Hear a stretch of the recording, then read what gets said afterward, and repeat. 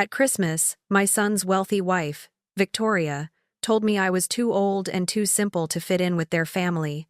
My own son, Ethan, just stood there, silently agreeing. I didn't cry. Instead, a spark ignited within me, and the beach house I planned to give him suddenly wasn't his anymore.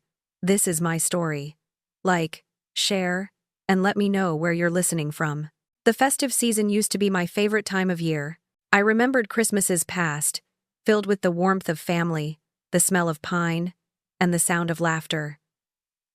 My husband, bless his soul, loved Christmas. He made sure our home was always bright, a beacon of joy. But this year, the thought of Christmas felt like a cold stone in my chest. It had been shattered by a single, cruel remark, a dismissal that echoed in my quiet beach house even weeks later. It started with a call from Ethan, my only son.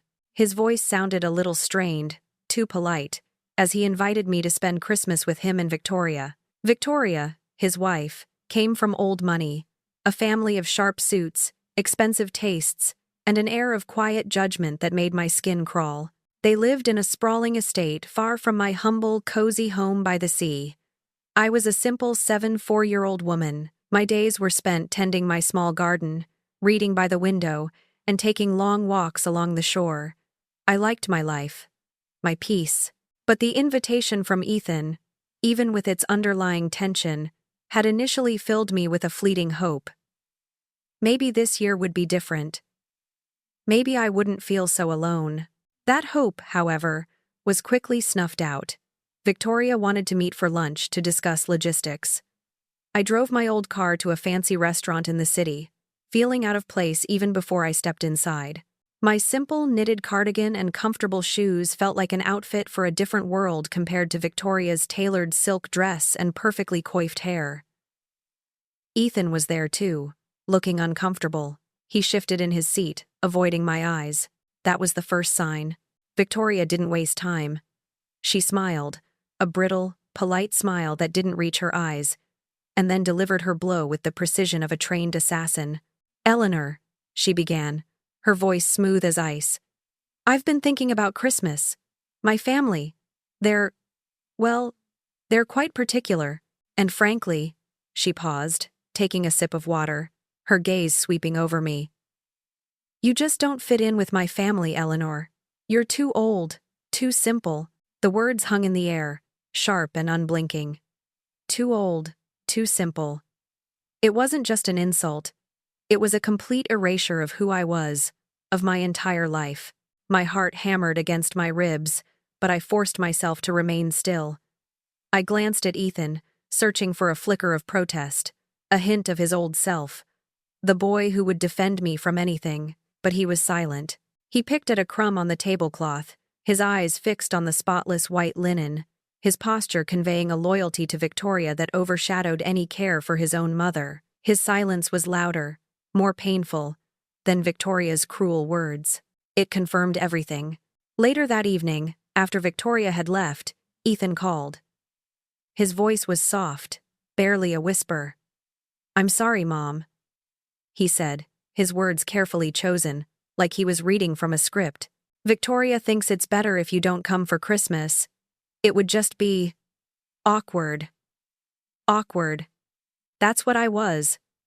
A burden, a source of potential embarrassment for his perfect, wealthy life. I hung up the phone, a hollow ache in my chest, cast aside, unwanted, unloved.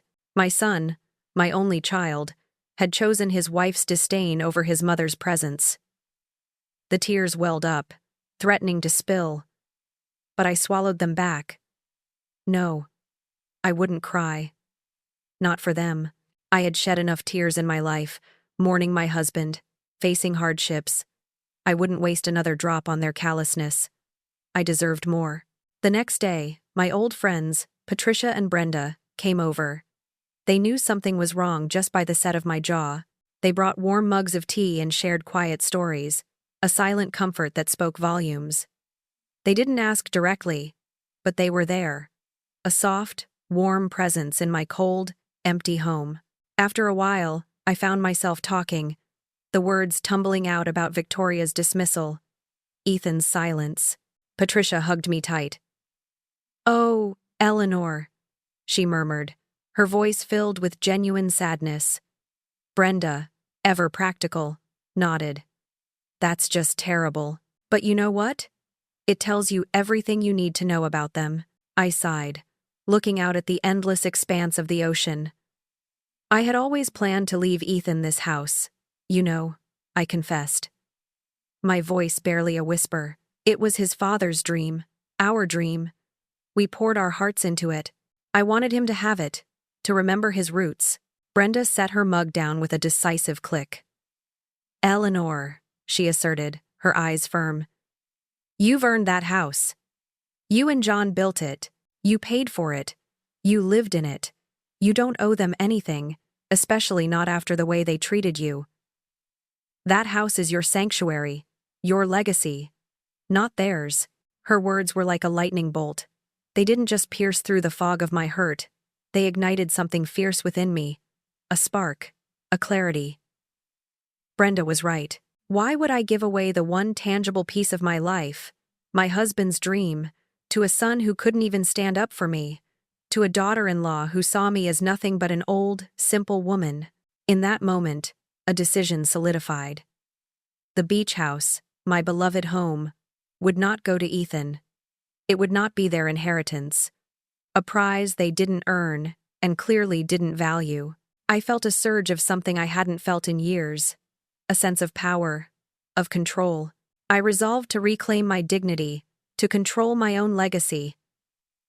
I would no longer be the woman who was easily overlooked, easily dismissed. The seed of revenge, tiny but potent, had been planted deep within me. The days that followed Victoria's cruel pronouncement and Ethan's silent agreement were shrouded in a thick, internal fog. I felt a coldness settle in my heart. Not the literal chill of winter, but a profound emotional freeze. Victoria's dismissive words, "You're too old, too simple," replayed endlessly in my mind, a broken record scratching at my peace. And then, the image of Ethan, avoiding my gaze, picking at that invisible crumb, confirming his loyalty to her, would flash behind my eyes. That was the real sting. His silence was a betrayal far deeper than any spoken insult. My little beach house, usually my sanctuary, now felt like a battleground for my own thoughts. This house wasn't just wood and glass. It was a testament to my life, to John's dreams, and to our shared hard work. Every nail, every painted wall, every rosebush in the garden held a memory. It was the symbol of our independence, a life we built together from scratch. Now, with Ethan's indifference and Victoria's disdain, it felt threatened, as if their judgment could somehow diminish its value, its meaning. Patricia and Brenda had been wonderful, offering comfort and their quiet company, but even their warmth couldn't fully ease the sharp ache of abandonment. It was a unique kind of pain, the one only a parent feels when their child discards them. How could a bond that once felt unbreakable shatter so easily? I had loved Ethan fiercely, raised him with everything I had. I had been a good mother. I truly believed that. I sacrificed, I supported, I nurtured. Yet, here I was, feeling like an old piece of furniture, easily moved out of the way for something newer, more expensive. What had happened to the boy who would run to me with scraped knees, who would tell me all his secrets? He was gone, replaced by a stranger who put his wife's shallow opinions above his own mother. My gaze drifted to the corner of the living room, to John's old upright piano. A fine layer of dust had settled on its polished surface. He used to play it every evening, filling the house with melodies, sometimes cheerful, sometimes wistful, always full of life. Now, the silence from it was deafening, a constant reminder of what was missing. It mirrored the silence from Ethan, a void where music, laughter, and love once resonated. As I stared at that dusty piano, a thought solidified, hard and clear like a polished stone. Ethan doesn't deserve this house. Not after this. Not after how he treated me. He hadn't put in the grueling hours, the financial strain, the years of planning and dreaming that John and I had. He hadn't earned it with sweat and sacrifice. He merely expected it, a hand-me-down from a mother he no longer respected. The house was not just property. It was a legacy of effort, love, and resilience. He hadn't earned that legacy. He was simply waiting for it to be given to him, while simultaneously pushing me aside. I walked to the large window overlooking the ocean. The waves crashed rhythmically against the shore, a constant, powerful force. I took a deep, shaky breath, letting the vastness of the sea fill my lungs, its salty air clearing my head. The ocean had always been my solace, a reminder of strength and continuity. It reminded me that life moves on, and sometimes you have to fight for what's yours.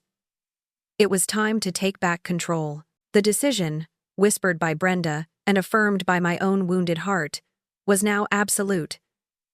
This house, my beautiful home, would no longer be Ethan's legacy. With a determined set to my jaw, I retrieved my old will from the lockbox in my bedroom. The paper felt thin, yet heavy with consequence. In my hands, I sat at my dining room table, the same table where John and I had planned our future, where Ethan had done his homework. My hand trembled slightly as I picked up a pen. This was a monumental act, severing a tie that had felt sacred. I began to amend the document, carefully, deliberately, removing Ethan as the sole heir. Each stroke of the pen was a declaration of my newfound resolve. A flicker of doubt, that familiar maternal tenderness, tried to surface. Was I being too harsh? Could I really do this to my own son? But then, like a cold splash of water, Victoria's face appeared in my mind's eye, her disdainful smile, and then Ethan's averted gaze, his soft, apologetic, "I'm sorry, Mom. Victoria thinks it's better if you don't come." The doubt vanished, replaced by a steely certainty. No, I was not being harsh. I was being fair. I was standing up for myself. When I finished, I folded the document slowly, carefully, my signature now etched into its legal language. A strange sense of calm settled over me, a quiet empowerment that hummed beneath my skin. It wasn't the triumphant feeling of revenge. Not yet. It was something deeper, a reclamation of self, a profound understanding that my life, my legacy, was mine to command. I felt a faint stir of anticipation, knowing that this decision would inevitably lead to a confrontation, to changes I couldn't yet foresee. But for the first time in a long time, I felt ready. Eleanor was coming out of the dark. After I amended my will, removing Ethan as the sole heir, a quiet sense of relief settled over me. It felt like I had finally taken back a piece of myself, a piece of my dignity that had been chipped away by Victoria's words and Ethan's silence. The heavy weight of obligation lifted, and I genuinely believed I had regained control of my own legacy, my own future. For a few weeks after Christmas, the house felt peaceful again, filled with my quiet routines and the comforting rhythm of the ocean. But that peace was shattered one brisk morning when the phone rang. It was Arthur, my lawyer, the man who had handled my late husband's estate and my own affairs for years. His voice, usually steady and professional, was laced with an uneasy tremor. "Eleanor," he began, "we need to talk. It's about your will." My stomach lurched. The phrase "we need to talk" rarely meant good news, especially when delivered with such hesitation by a lawyer. A cold dread seeped into my bones. Had I made a mistake? Had I done something wrong? Arthur went on, his explanation halting and careful. He spoke of a new clause in my will, something they hadn't discussed, something concerning my estate and, specifically, my house. My blood ran cold. A new clause? One I didn't authorize? In an instant, the puzzle pieces clicked into place. Ethan. He must have found a way. My son, the one who couldn't even stand up for me at a Christmas lunch, had found a way to manipulate my lawyer. The thought ignited a firestorm of rage and disbelief within me. How dare he? How dare Arthur? I drove to Arthur's office, my mind a blur of furious thoughts. Each mile brought a fresh wave of anger. The familiar streets, the usual landmarks, all seemed to mock me, knowing a betrayal far worse than anything I had imagined was unfolding. By the time I arrived, my hands were shaking, but my resolve was as steady as the ocean tide. Arthur looked pale when I walked in. He didn't offer a polite greeting, just gestured to a chair. He looked like a man caught in a lie, a man who knew he had done wrong. He started to speak, his words tumbling out in a rush, a confession he clearly wanted to get over with. "Eleanor," he stammered. I know this is difficult to hear. Your son, Ethan, he's been coming in, asking for changes, and I've been making them." He paused, taking a deep breath. I didn't question it. My vision narrowed. I felt like I had been punched in the gut. Changed my will? Without my knowledge? Without my consent? My own lawyer, a man I had trusted for decades, had conspired with my son to undermine my autonomy. It was an assault, a violation of everything sacred about trust and legality. Arthur continued, trying to explain, his voice tinged with desperation. Ethan insisted. "Eleanor, he said you were getting forgetful. He said you had mentioned these changes to him." He was very convincing. "He said you wanted these updates to reflect your current wishes." He looked at me, pleading for understanding, his eyes wide with a mixture of fear and shame. Forgetful? My mind was as sharp as ever. This was a calculated lie, a convenient excuse to justify their deceit. The audacity of it, the sheer disrespect, was breathtaking. My blood boiled. The anger was so intense it felt physical. I leaned forward, my voice barely a whisper, yet each word carried the weight of my fury. "How much did he pay you, Arthur?" I asked, my voice dangerously calm. "To betray me like this?" Arthur recoiled, shaking his head vehemently. "No, Eleanor. No money. It wasn't about money. He was just so persistent. He seemed genuinely concerned about you. And he's your son," I thought. He trailed off, unable to meet my gaze. The denial of payment meant little. He had been bought, not with cash, perhaps, but with manipulation, with the promise of future business, or simply by being too weak to stand up to Ethan's demands. I stood abruptly, my chair scraping harshly against the polished floor. The sound echoed in the silent office. I looked at Arthur, not with pity, but with a profound disgust. The man I had once trusted implicitly was now nothing more than a complicit pawn. "This is over, Arthur," I stated, my voice clear and firm. "You're no longer my lawyer." I didn't wait for his response. I simply turned and walked out, leaving him to sit in his office, surrounded by the papers of his betrayal. The moment I stepped out into the cool air, the full weight of it crashed over me. The betrayal, the lies, the manipulation. It wasn't just about the house anymore. It was about being erased, about having my choices, my very self, undermined and overridden. They had tried to make me invisible, to deem me incapable, but I wasn't, and I wouldn't let them win. As I drove away, my mind was no longer racing with rage, but with a cold, clear determination. They thought they had me. They thought they had won. But this was far from over. I knew what I had to do.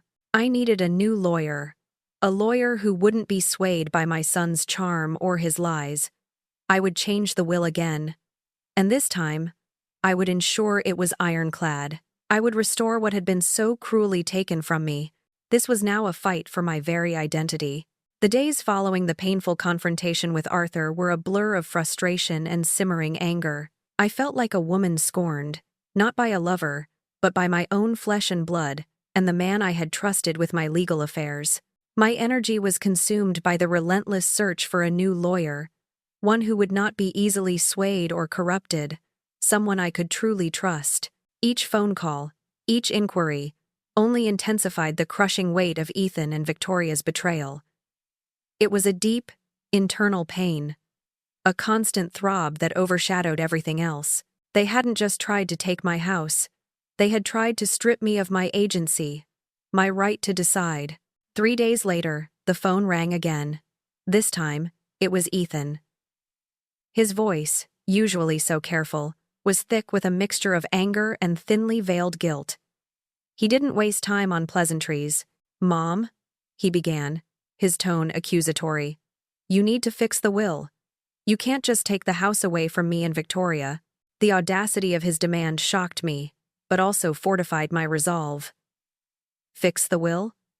I cut him off before he could finish, my voice steady despite the tremor in my hands. You've already tried to steal from me once, Ethan. With Arthur's help, no less. A pause stretched between us, heavy with his unspoken guilt. Then, his voice changed, shifting to a soft, almost pleading tone, the kind he used when he wanted something from me as a boy. Mom, it's not about the money. It's about family. This is our family home. It's supposed to be passed down. Family? I snapped, the word tasting bitter on my tongue. You think this is about family? When was the last time you truly treated me like family? When Victoria told me I was too old and too simple to even spend Christmas with you. When you stood there silently and let her disrespect me? My voice rose, the anger I had been holding back finally breaking through. You thought wrong. This house is mine. John and I built it. We earned it. You don't get to take it from me just because you and your wife feel entitled. Ethan's calm facade began to crack. His frustration was palpable, even through the phone line. This isn't fair, Mom. You know, it's what Dad would have wanted. He would have wanted me to have it. His words hit me like a physical blow. The mention of John, my late husband, in this calculated, manipulative way, made my heart crack. It was a cheap shot, a low blow designed to guilt-trip me. John had loved Ethan, yes, but he had also instilled in him values of hard work and respect. He would have been disgusted by Ethan's actions. For a fleeting moment, the pain was so intense I almost faltered, but I gripped the phone tighter, holding firm. I wouldn't let him use John's memory against me.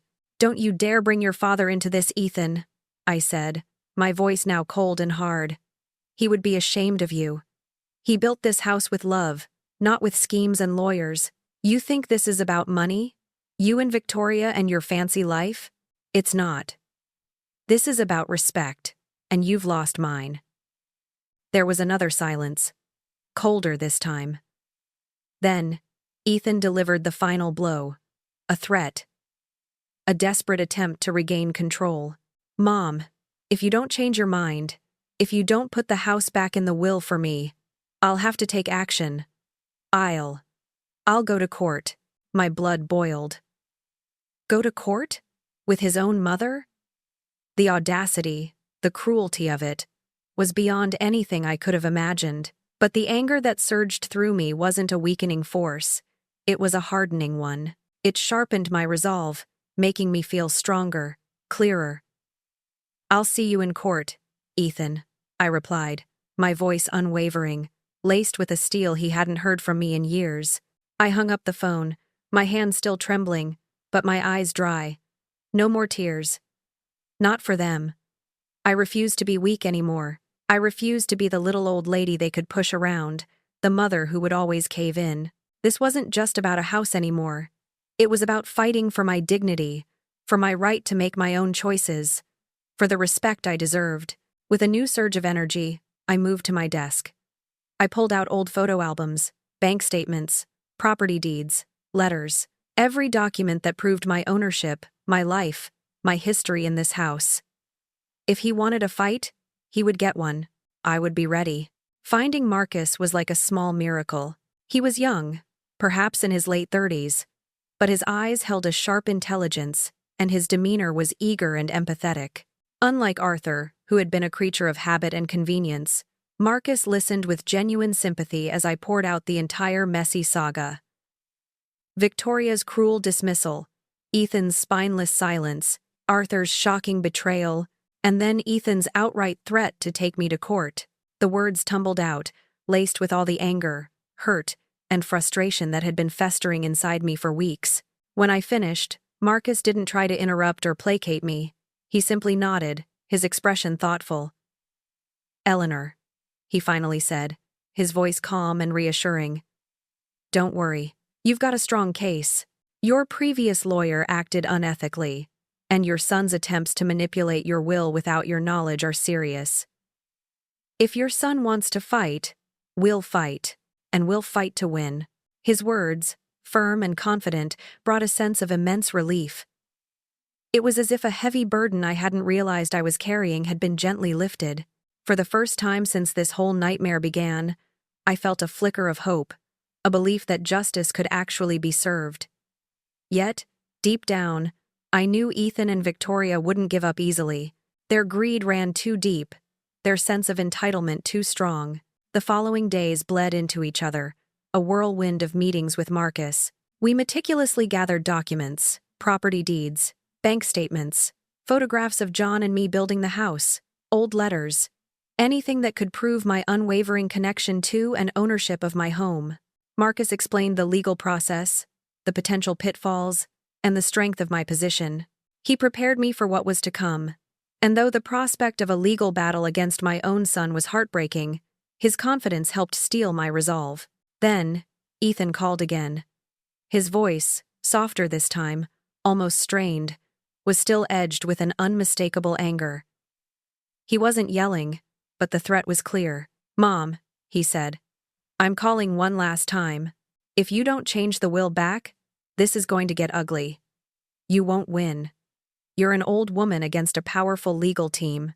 I could almost hear Victoria's words coming out of his mouth. It was her influence, her calculated cruelty, that colored his threats. He wasn't just defending himself, he was defending her interests, her desire to get her hands on what she perceived as an easy inheritance. My heart ached at how completely he had fallen under her spell, how thoroughly he had absorbed her materialistic worldview. "My mind is made up, Ethan," I stated, my voice steady, no longer wavering. "You've shown me who you truly are. I've seen the real you now, and it's not the son I raised."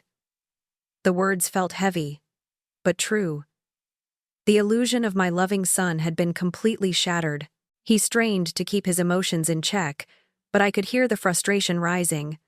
"Mom, this is about what's right. What Dad would have wanted. He always intended for the house to stay in the family, with me. And you think he would have wanted you to try and steal it from me?" I countered, my voice sharp. "He would have wanted you to respect your mother, to value family over money. This isn't just about the house, Ethan. It's about respect, something you and your wife have taken from me, piece by piece, ever since Victoria came into your life." His response was chilling, a clear declaration of war. "I'm not going to let you ruin everything for me and Victoria. I won't let you keep the house from us." The words hung in the air, cold and devoid of any filial affection. Ruin everything? My existence, my right to my own home, was ruining everything for them. His entire focus was on the material, on what he stood to lose financially, completely oblivious to the emotional devastation he was causing. Heartbroken by his complete transformation into a stranger, a greedy, entitled man I barely recognized, I quietly hung up the phone. A tremor ran through me. Yes, I was afraid. The thought of facing my son in court, of having our private family matters laid bare, was terrifying, but the fear was quickly overtaken by a fierce determination. I had come too far, endured too much, to back down now. I wouldn't let them erase me. I wouldn't let them take my home, my legacy, my dignity. I would fight for it. I resolved to win, not just for the house, but for myself, for the memory of John, and for every woman who had ever been overlooked or dismissed. The shadow of the impending legal battle stretched long and cold over my days. The tension in my home was palpable, a silent hum of dread. It wasn't just the fear of losing the house. It was the profound sadness of what this fight represented for my relationship with Ethan. The last vestiges of our mother-son bond, already frayed and torn, were now being shredded into pieces by his greed and Victoria's manipulation. I couldn't help but grieve the son I once knew, the one who would never have threatened his own mother with a lawsuit. Then, a week after Ethan's chilling threat, an unexpected call came. It was Arthur, my former lawyer, the one who had so easily been swayed. His voice was shaky, laced with a mix of fear and deep apology. "Eleanor," he began, his voice barely above a whisper. I need to tell you something." My heart pounded.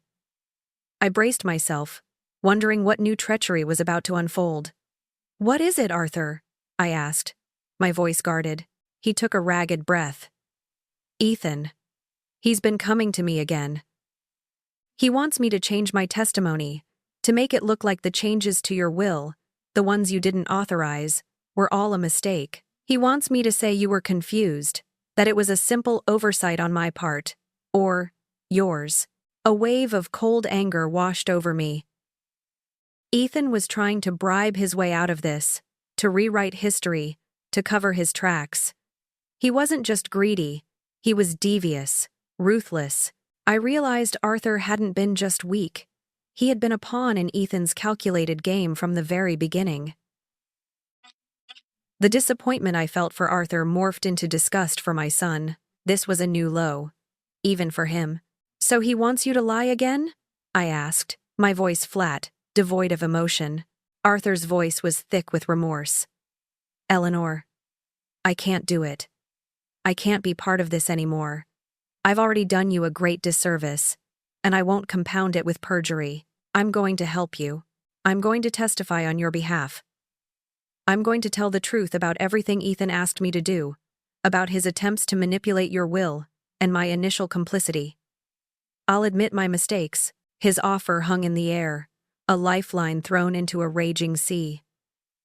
Despite the deep hurt and anger I still felt towards him for his initial betrayal, I recognized this for what it was. My only chance. Arthur's testimony would be invaluable, irrefutable proof of Ethan's malicious intent.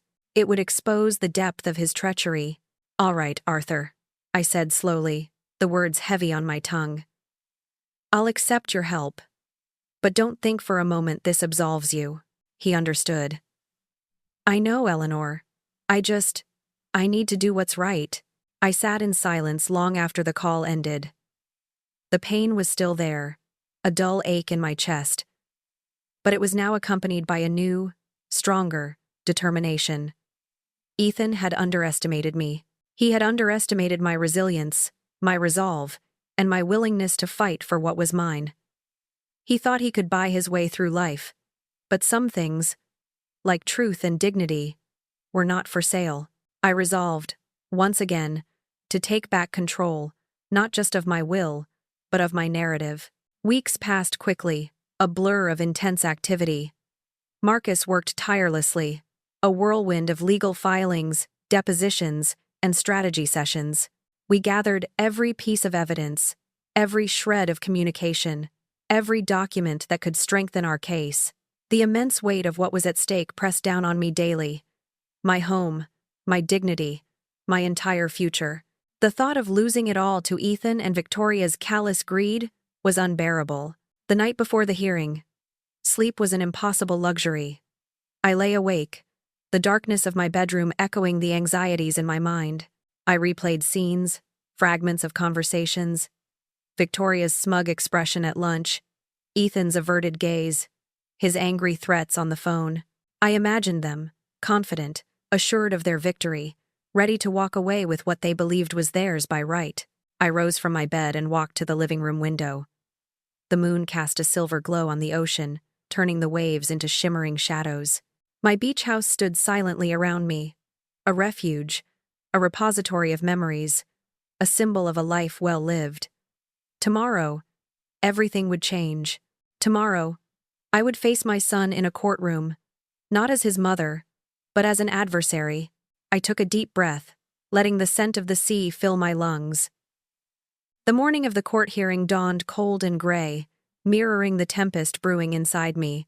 I adjusted my jacket, my hands trembling slightly, despite my best efforts to appear calm.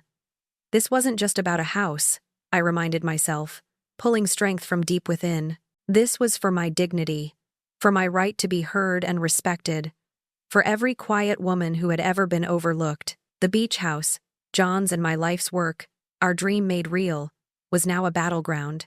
The drive to the courthouse felt endless, each turn of the wheel a slow churn through memories of Ethan's discard, his gradual transformation from my loving son into this entitled stranger. I replayed conversations, searching for the moment I lost him, for the point of no return, but there was no single moment, only a slow, insidious erosion of our bond, culminating in this painful public spectacle. Marcus met me at the courthouse steps, his expression tight with a professional tension that still offered a small sense of comfort. His presence was a steadying force amidst the chaos of my emotions. We walked into the grand, imposing building, the air thick with anticipation. The courtroom was crowded. My eyes immediately found them. Ethan and Victoria, seated together, their faces carefully composed, cold and unreadable. Victoria's hand was clamped tightly around Ethan's, a possessive gesture that seemed to confirm her sway over him. I noticed a faint tremor in Ethan's jaw, a tiny crack in their carefully constructed world that only a mother would spot. They still exuded an air of confidence, a belief that they would win, but it felt a little less solid than before. The judge, a stern-faced woman with an aura of authority, called the hearing to order. Marcus stood, a picture of calm confidence. He began to present my case, laying out the facts with meticulous detail. He spoke of Ethan's manipulation of my will, the attempts to bribe Arthur, and the illicit changes made without my knowledge or consent. He painted a clear picture of greed and disrespect. As Marcus spoke, the truth of my son's actions, laid bare in the formal language of the court, was almost overwhelming. I struggled to keep my emotions in check, my throat tight, a knot of pain and fury twisting in my stomach. To hear my own son described as a manipulator, a deceiver, was heartbreaking, yet undeniably true. Then, it was my turn. My legs felt unsteady as I rose, but I forced myself to stand tall. I walked to the stand, the eyes of the courtroom, including Ethan and Victoria's, fixed on me. I took a deep breath, clutching the railing. I looked directly at Ethan and Victoria. Their faces, usually so guarded, seemed to falter slightly under my gaze. "I stand before you today," I began, my voice clear despite the tremor, "because I didn't expect that my own son, the boy I raised, the man I thought I knew, would try to take something that wasn't his." My voice grew stronger, filled with the raw pain of betrayal. I raised him with love. I taught him right from wrong. I supported him through everything. I loved him with all my heart. And yet now, I am just a convenience to be discarded, an obstacle to be removed from their path to what they believe they're owed. Victoria scoffed, a soft, dismissive sound that echoed in the quiet courtroom. Ethan's eyes flickered, a momentary tremor of emotion in their depths. But I wouldn't be silenced. "This house," I continued, my voice now louder, firm with conviction, "is not just a building. It's a symbol of my life, of my late husband's dream, of every sacrifice we made. It's a symbol of independence, of hard work, and of the love that built it. And I won't let him take it from me. Not now, not ever." The courtroom fell silent. You could have heard a pin drop. I had made my stand. I had spoken my truth. Not just to the judge, but to my son, to his wife, and to myself. The carefully constructed confidence on Ethan and Victoria's faces seemed to crack further. A flicker of doubt, a shadow of fear, crept into their eyes. They had underestimated me. They had seen an old woman, frail and easily dismissed. But I was Eleanor, and I was fighting. The judge, her expression unreadable, then spoke. "I will take all matters under consideration. A decision will be rendered in the coming weeks." With that, she adjourned the hearing. The battle was far from over, but I had made my stand. The days following the court hearing stretched into an eternity of agonizing uncertainty. Each sunrise brought a fresh wave of dread, and each sunset left me no closer to knowing the outcome. Ethan and Victoria went quiet, a silence that felt heavy with their strategizing, but I couldn't bring myself to care what they were plotting. My focus had shifted. I spent my time walking along the beach, tending my garden, reading, and simply existing in the peace of my home. I prepared myself for any outcome, good or bad, resolving to live my life on my own terms, done with compromise, done with pleasing others at the expense of myself. I had been a good mother, I reflected, but now it was time to be a good woman to myself. Then, the phone call finally came, piercing the quiet of a Tuesday afternoon. It was Judge Howard's clerk, requesting my presence at the courthouse for the final ruling. My heart, which I thought had become hardened, began to race, a frantic drumbeat in my chest. Thoughts swirled. Ethan, the boy I raised, the man who had become a stranger, my former world, where I thought I knew my place. The terrifying possibility of losing everything I had fought for. At the courthouse, Marcus was waiting, offering a quiet, steadying presence. The courtroom felt colder, smaller, infused with an air of finality. Ethan and Victoria were already seated, their faces etched with a combination of expectation and thinly veiled contempt. They were strangers now, completely. The last flicker of motherly affection I held for Ethan had been extinguished by his relentless greed. Judge Howard entered, his stern expression unwavering. He settled into his chair, the weight of his office palpable. The room hushed. He began to speak, his voice clear and authoritative, detailing the court's findings. "The court has thoroughly reviewed the evidence presented," he stated, his gaze sweeping across the room. "It has been proven that the actions taken by Ethan and his legal counsel in this case were inappropriate, misleading, and constituted a clear attempt to manipulate the will of Mrs. Eleanor Vance without her explicit, informed consent." A gasp rippled through the gallery. My breath hitched in my throat. I squeezed my eyes shut for a moment, a wave of relief washing over me. The judge continued, his voice ringing with conviction. "Eleanor, as the rightful owner and the mother, has every right to determine what happens to her property during her lifetime. This court finds no evidence of diminished capacity or any other legal basis to overturn her wishes. Therefore, the house, located at the address specified, will remain under Eleanor's name and full control, as per her most recently authorized and properly executed will." A long, silent sigh escaped my lips. They had lost. The words echoed in my mind, profound and liberating. The judge's gavel struck, a sharp, definitive sound that sealed the verdict. But even with the decisive thump of the gavel, it didn't feel like a complete victory. Not entirely. The emotional cost had been too high. Ethan's face, usually so composed, was now a mixture of fury and disbelief. His jaw clenched, his eyes blazing with a raw anger that was almost frightening. Victoria, beside him, seemed to combust. Her eyes narrowed to slits, her perfectly manicured hand visibly trembling with rage. Their carefully constructed world had been shaken to its core. Marcus leaned over, a relieved smile on his face. "We've won, Eleanor," he whispered, his voice full of genuine satisfaction.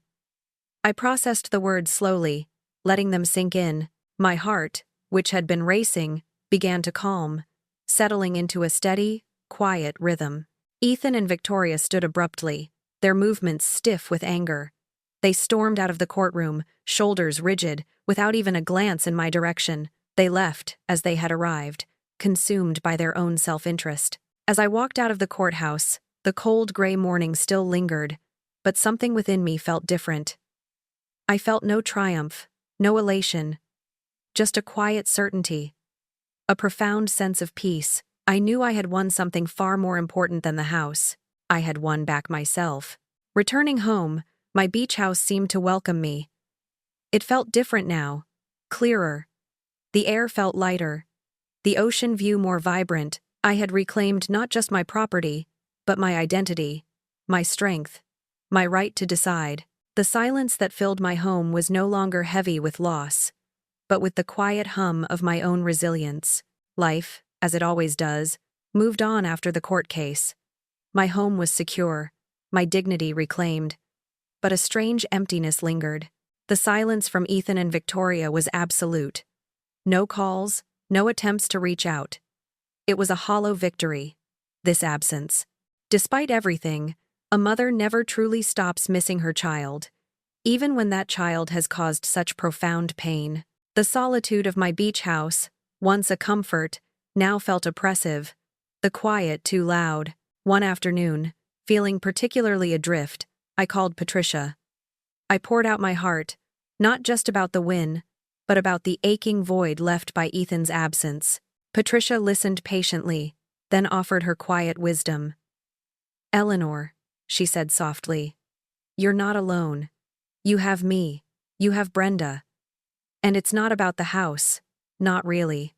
It's about what you do with the time you have left, the memories you choose to make." Her words resonated deep within me, I had spent so much energy clinging to the past, fighting for what was mine, that I hadn't truly looked forward.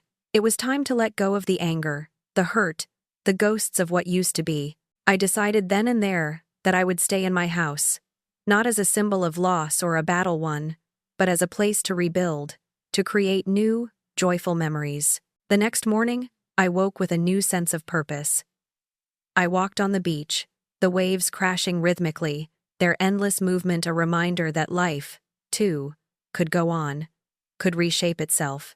I felt lighter, as if the burden of bitterness had finally begun to lift. That evening, the phone rang. It was Ethan. My heart clenched, a mixture of dread and a faint, almost forgotten hope. His voice was strained, hesitant. "Mom," he began. I want to talk." I said nothing, just listened. He continued, his words slow and measured, tinged with genuine remorse. "I regret what I did, Mom. All of it. Victoria and we're not together anymore." It really opened my eyes. "I want to try to fix things with you, if you'll let me." My mind reeled. Victoria was out of the picture. This was new. This was unexpected. The raw honesty in his voice was a stark contrast to the manipulative tones I had grown accustomed to. Hesitation warred with a deep longing. "I don't know, Ethan," I finally said, my voice quiet. "A lot has happened. Trust is broken." "I know," he responded quickly. "I don't expect you to forgive me overnight. But can we just start with a conversation?" A fragile door, long shut and bolted, creaked open. "All right," I agreed, a single word that carried the weight of years. "We can start with a conversation." We met at a small, quiet cafe, far from the city's glare. Ethan was there first, looking weary, his usual polished confidence replaced by a surprising vulnerability. He wasn't wearing an expensive suit. He was just Ethan. "Mom," he said, looking directly at me, his eyes filled with a sadness that mirrored my own. "I've been so blinded by everything, by Victoria, by the idea of the house, by what I thought I deserved. I lost sight of what mattered most." He paused, taking a shaky breath. "I lost you." I admitted my long-held anger, the depth of the betrayal. It wasn't easy. But seeing his genuine remorse, I felt a flicker of the old Ethan. "I'm still angry, Ethan," I confessed. "But I'm willing to try." For both of us, for the next hour, we talked. Not about the house, not about the court case, but about shared memories, about his childhood, about John. Slowly, tentatively, we began to bridge the vast distance that had grown between us. When we stood to leave, Ethan hesitated, then pulled me into a hug. "I'm so sorry, Mom," he whispered, his voice thick with emotion. "I love you." A tiny, tender spark of hope ignited within me. Weeks later, Ethan called again, tentative but sincere, expressing his desire not to disappear, to continue the conversation. "I don't want to just call you when I want something anymore," he said. "I want to be your son again. We'll take it one day at a time," I told him, knowing that rebuilding shattered trust would be a long journey, a series of small, deliberate steps. A few days later, he surprised me. I opened my door to find him standing there, holding a simple bouquet of flowers. It was a small gesture, but it melted something cold within my heart. "I'm serious about trying, Mom," he explained, his eyes earnest. "I know I can't make up for everything I did, but I can start here. With showing up, with trying." I accepted the flowers, and with them, his sincerity. It wasn't about forgetting the past, I realized, but about facing it together, about acknowledging the hurt and working through it. "I'm not ready to forgive everything, Ethan," I told him gently. "But I'm willing to try. I'm willing to let you show me." He invited me to dinner, just the two of us, a chance to simply be mother and son again. As I prepared to go, a profound sense of peace settled over me. We were different now, both changed by the fire we had walked through. But perhaps, from the ashes of betrayal, something new, something stronger, could be built. Months passed, filled with continued conversations, moments of vulnerability, and slow, steady growth. Ethan showed up, consistently and genuinely. He began to understand the depth of his mistakes, not just intellectually, but emotionally. He brought me a small, silver heart necklace one day. A simple, beautiful piece. "You've always had my heart, Mom," he said, as he fastened it around my neck. Even when I didn't deserve it. I hugged him then, a fierce, proud embrace. The journey was long, and forgiveness was a process, not a single event. But I knew we were on the right path. I had found peace, not in forgetting, but in redefining my life, in choosing not to let betrayal define me. I had found an authentic freedom, a new beginning, not just for myself, but for the fragile, precious relationship with my son.